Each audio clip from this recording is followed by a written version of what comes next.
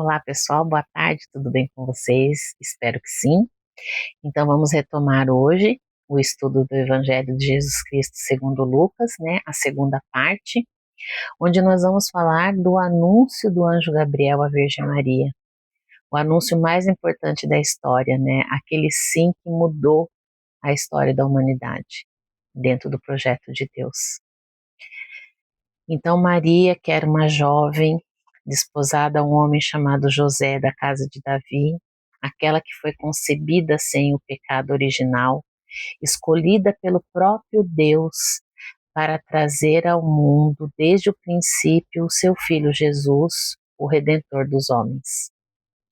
Aquela mulher que seria a reparadora do pecado original, a mais humilde serva do Senhor. E nós vamos aprender muito hoje com Maria. Então, vamos tomar a nossa Bíblia e eu vou ler para vocês o trecho do anúncio, do anjo, que vai dos versículos 26 ao 33. No 6º mês, o anjo Gabriel foi enviado por Deus a uma cidade da Galileia chamada Nazaré, a uma virgem desposada com um homem que se chamava José, da casa de Davi, e o nome da virgem era Maria. Entrando, o anjo disse-lhe: Ave cheia de graça, o Senhor é contigo. Perturbou-se ela com essas palavras e pôs-se a pensar no que significaria semelhante saudação. O anjo disse-lhe: Não temas, Maria, pois encontraste graça diante de Deus. Eis que conceberás e darás à luz a um filho, e lhe porás o nome de Jesus. Ele será grande e será chamado Filho do Altíssimo, e o Senhor Deus lhe dará o trono de seu pai Davi, e reinará eternamente na casa de Jacó, e o seu reino não terá fim. Depois desse anúncio, essa saudação essa reverência, que o anjo Gabriel faz a Maria, ela já toma posse disso, ela apenas quer entender, Ela é muito humilde, ela apenas quer entender o que o anjo está querendo dizer para ela e como que isso vai acontecer. Então ela dá uma breve resposta, isso está no versículo 34. Maria perguntou ao anjo: Como se fará isso, pois não conheço o homem? E a resposta do anjo para ela também. Respondeu-lhe o anjo: O Espírito Santo descerá sobre ti e a força do Altíssimo te envolverá com a sua sombra. Por isso, o ente santo que nascer de ti será chamado Filho de Deus. Nesse diálogo aqui ele me passa muita paz, uma serenidade muito grande de ambas as partes, Eu não consigo ver aqui nessa passagem a inquietação como a de Zacarias, por exemplo, Aqui ela confia já plenamente, Ela já está ali envolta sobre esse mistério. E o anjo dá mais uma certificação, ele faz uma revelação para ela, que está no versículos 36 e 37. Também Isabel, tua parenta, até ela concebeu um filho na sua velhice, e já está no 6º mês aquela que é tida por estéril, porque a Deus nenhuma coisa é impossível. E no versículo 38 nós temos a resposta de Maria, que foi o divisor de águas para nós, e o sim mais importante para nós, para nossa humanidade. Então disse Maria: Eis aqui a serva do Senhor, faça-se em mim segundo a tua palavra. E o anjo afastou-se dela. Então, depois desse anúncio, desse belíssimo anúncio, desse diálogo entre o anjo e Maria, ela poderia ficar ali já absorta, dentro dessa gravidez, assimilando tudo isso, todo o impacto que isso ia gerar na vida dela e de José. Mas muito pelo contrário, Maria, como ela sempre foi uma serva, uma pessoa que sempre estava ali para servir, muito humilde, muito respeitosa e obediente, Ela já tendo tomado consciência da gravidez da prima dela, que já tinha uma idade avançada, então ela se colocou já no lugar de Isabel, né, como estaria sendo difícil para ela aquela gravidez, né, ela já estava no 6º mês de gravidez, ali conforme o anjo anunciou, então ela já tem uma nova atitude, né, ela já sai e já vai ao encontro de Isabel. Então nós vamos ler essa passagem de 39 a 45. Naqueles dias Maria se levantou e foi às pressas às montanhas, a uma cidade de Judá. Entrou em casa de Zacarias e saudou Isabel. Ora, apenas Isabel ouviu a saudação de Maria, a criança estremeceu no seu seio, e Isabel ficou cheia do Espírito Santo e exclamou em alta voz: Bendita és tu entre as mulheres, e bendito é o fruto do teu ventre. Donde me vem esta honra de vir a mim, a mãe do meu Senhor? Pois, assim que a voz da tua saudação chegou aos meus ouvidos, a criança estremeceu de alegria no meu seio. Bem-aventurada és tu que creste, pois se hão de cumprir as coisas que da parte do Senhor te foram ditas. Esse encontro de Maria e Isabel é a coroação de uma promessa, né? Na verdade, assim, né? Isabel se lembra da promessa que foi feita desde os tempos de Abraão, né? Que havia prometido aos pais, né? Que viria o Messias, né? Viria o Messias, o Salvador do mundo, o Redentor do mundo. E Isabel já tinha entendido, né? E estava se aproximando desse período. Então, esse cântico de Isabel para Maria expressa ali o quanto a alma dela está feliz, né? O ser dela está feliz, está alegre, está exultante, porque Deus ouviu as preces dela que ela tinha rezado por tanto tempo, né? E ela estava muito feliz por fazer parte deste reino, né? Que estava chegando, né? Então ela sabia da importância daquele ser que ela também estava carregando ali. Então foi muito bonito esse encontro, né? Das duas. E Maria também ali fez a sua oração de agradecimento, que é o Magnífica, que é muito lindo. Então eu vou ler ele primeiro e depois a gente vai falando, né, ele trecho por trecho, porque é muito bonita a reflexão que a gente tem que fazer sobre essa oração de Maria. Vai dos versículos 46 ao 55. E Maria disse: Minha alma glorifica ao Senhor. Meu espírito exulta de alegria em Deus, meu Salvador, porque olhou para sua pobre serva. Por isso, desde agora, me proclamarão bem-aventurada todas as gerações, porque realizou em mim maravilhas aquele que é poderoso e cujo nome é santo. Sua misericórdia se estende de geração em geração sobre os que o temem. Manifestou o poder do seu braço, desconcertou os corações dos soberbos, derrubou do trono os poderosos e exaltou os humildes. Saciou de bens os indigentes e despediu de mãos vazias os ricos. Acolheu a Israel, seu servo, lembrado da sua misericórdia, conforme prometera a nossos pais, em favor de Abraão e sua posteridade para sempre. Essa é uma oração que todos nós deveríamos fazer, né? Temos o hábito de fazer a oração do Magnífica, ele é muito bonito e muito profundo. Vamos falar agora sobre a importância dessa oração. Ela é uma oração que denota a humildade, a gratidão e a confiança. Maria exalta as maravilhas de Deus e nos ensina a reconhecer a sua ação na sua vida, mesmo nas dificuldades. Isso serviu tanto para ela e para Isabel e para todo aquele povo, como serve para nós também nos dias de hoje, né? Por isso a importância da gente rezar o Magnífica também. Então vamos ver trecho por trecho, né, o que quer dizer um pouquinho, o que isso traz para a gente nos dias de hoje. A minha alma engrandece o Senhor e o meu espírito se alegra em Deus, meu Salvador. Aqui Maria começa louvando a Deus com alegria verdadeira. Ela reconhece que Deus é o centro de tudo e fonte de salvação. Porque olhou para a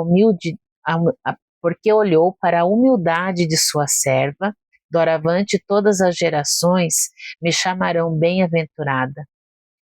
Maria se vê pequena, mas reconhece que Deus a escolheu com amor. Ela nos ensina a viver com humildade e confiança na vontade de Deus. Porque o Todo-Poderoso fez grandes coisas em meu favor, santo é o seu nome. Maria proclama as obras de Deus na sua vida e reconhece que tudo vem dele. É um convite à gratidão, mesmo nos dias difíceis. Sua misericórdia se estende de geração em geração sobre os que o temem. Deus é fiel e misericordioso com todos os que o buscam com respeito e amor. Maria nos lembra da aliança eterna de Deus para com seu povo. Manifestou o poder do seu braço, dispersou os soberbos de coração. Deus age com justiça. Ele vê além das aparências e reverte situações, colocando os humildes no centro de sua ação. Derrubou do trono os poderosos e exaltou os humildes. Encheu de bens os famintos e despediu os ricos de mãos vazias. Deus valoriza os pequenos e atende os necessitados. Maria mostra que o reino de Deus tem lógica diferente da lógica do mundo. Acolheu Israel, seu servo, lembrando-se da sua misericórdia, conforme prometera a nossos pais, em favor de Abraão e de sua descendência para sempre. Deus cumpre suas promessas. Ele é fiel à aliança feita com Abraão e Maria se alegra por fazer parte deste plano da salvação. Como é linda, né? Como é profunda e como é atual essa oração, se a gente pegar e fazer essa reflexão parte por parte, né? Então, quantas partes aí, quantas coisas a gente pode alcançar, né? Quantas graças, quantas situações a gente pode entregar e a gente pode confiar, né? Então, a gente sempre começar as orações louvando a Deus, né, com uma alegria verdadeira pela nossa vida, reconhecer que Deus é o centro da nossa vida, é a nossa fonte de salvação, né? A gente reconhecer a nossa pequenez diante de Deus e saber que Deus, ele nos amou desde o princípio. A gente já falou isso em outros vídeos também, né? Que nós fazemos parte desse plano de salvação de Deus desde antes até da criação do mundo. Deus já havia sonhado com cada um de nós. Então ele nos escolheu com amor, né? Então nós temos que aprender a viver com essa humildade, essa confiança, né, tendo a certeza do amor de Deus dentro da gente. Proclamamos também agradecermos pelas obras de Deus na nossa vida, reconhecer que tudo vem dele, tudo é por obra e graça dele, né?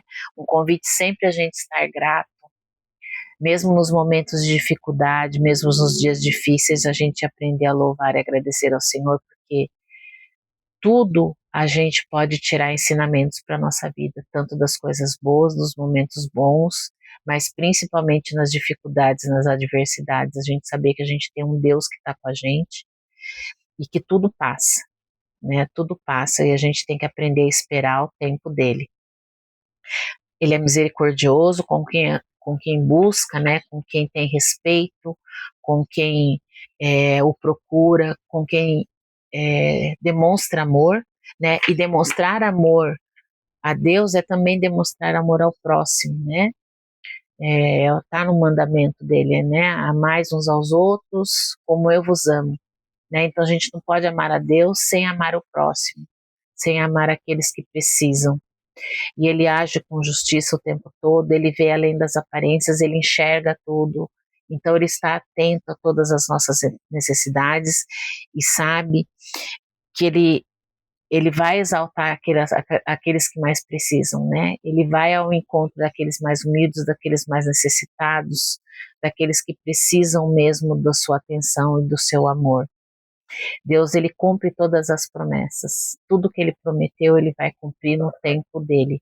A gente precisa saber aguardar e ter essa retidão de coração.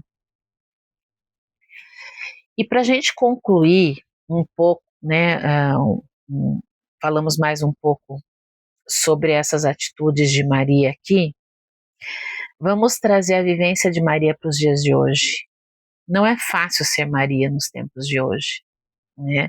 Se a gente olhar para o mundo que está nos cercando, para as dificuldades, para todas as desigualdades, tudo que a gente vê hoje, não é fácil ser Maria, né? Mas a gente tem que ter um foco, que o nosso tempo não é aqui, a nossa vida não é na terra, a nossa vida é para o céu. Então, se nós quisermos alcançar o céu, nós temos que ser como Maria. Temos que nos esforçar para ser como Maria. Quantas vezes Deus já chamou a mim, já chamou a você, para nós sermos humildes e servos assim como Maria foi? Quantas vezes você já sentiu o chamado e você disse não?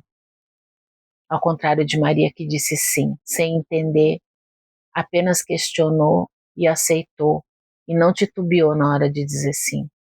Ao contrário de muitos de nós. Quantas vezes nós já fomos chamados e não soubemos dizer o mesmo sim de Maria? Né? Quantas vezes a gente não deu a resposta, eis-me aqui, faça-se em mim segundo a tua palavra. E não é fácil. A vida de Maria, a partir desse sim dela, não foi uma vida fácil.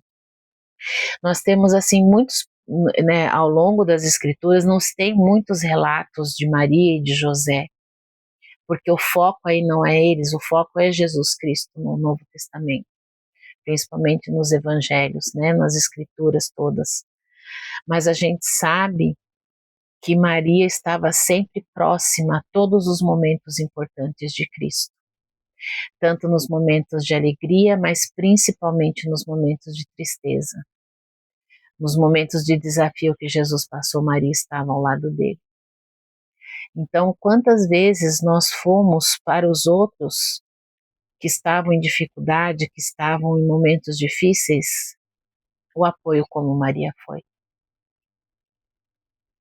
Às vezes a gente precisa olhar à nossa volta e identificar essas situações e ser um pouco Maria.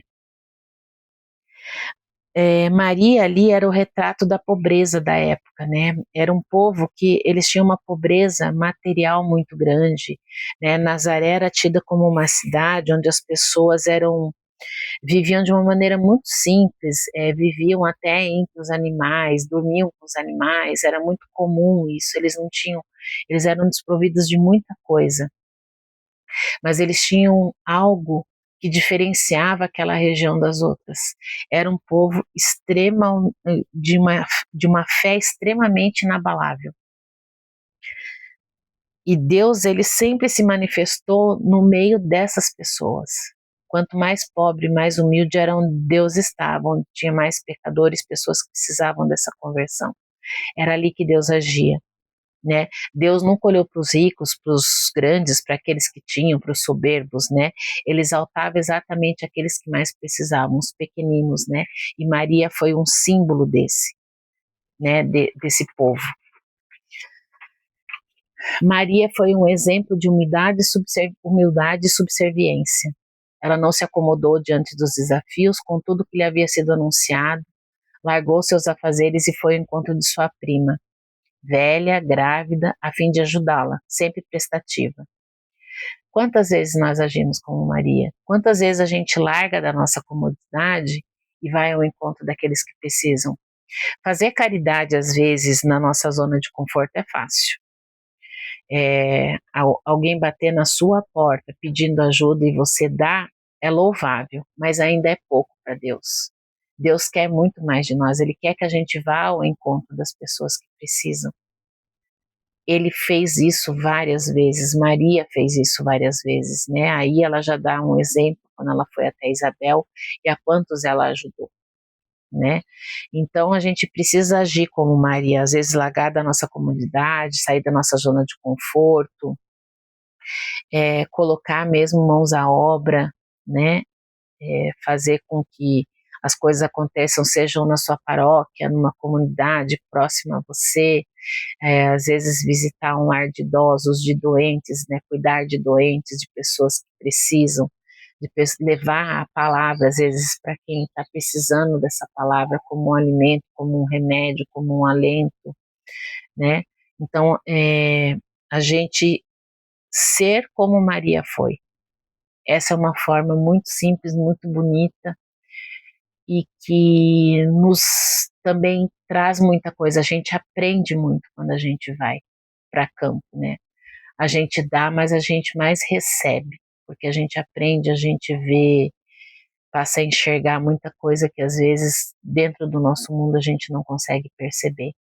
Às vezes fazer o bem para os outros dá para a gente coisas que o dinheiro não compra, né? Parece meio piegas a gente falar isso, mas é a pura verdade. Quem costuma fazer isso de vez em quando recebe isso, né? Coisas que o dinheiro não compra. A paz, a sensação de dever cumprido e de que você está levando o amor de Deus para os outros, trazem para o teu coração, para a tua alma, uma alegria que é inexplicável, né? Então é muito bom fazer o bem para as pessoas, né? Deus, ele espera sempre mais de nós, que a gente possa ser realmente o que ele foi aqui na Terra, o que Maria foi, e que a gente saiba realmente imitar, né, os exemplos dele. Thomas de Kempis, que é um monge alemão da Ordem de Santo Agostinho, ele diz uma coisa muito bonita. Ele fala sobre Maria assim: imitemos Maria aqui novamente e lembremos-nos que, em sua vida, ela agiu por meio de virtudes e não de palavras. Então, que a gente saiba ser como Maria. Além de dar o nosso sim, a gente dar esse sim com atitudes, com obras, com o nosso serviço. Que Deus ilumine você, que você tenha um dia abençoado, independente da hora que você veja esse vídeo. Transmita para outras pessoas. Se tiver dúvidas, coloque aí nos comentários. Vou ficar muito feliz se vocês derem um feedback também de o que vocês estão achando. E é essa a minha intenção daqui para frente, a gente meditar e falar sobre as palavras tão lindas e tão ricas que constam nos evangelhos. Amém? A paz de Jesus, o amor de Maria. Paz e bem.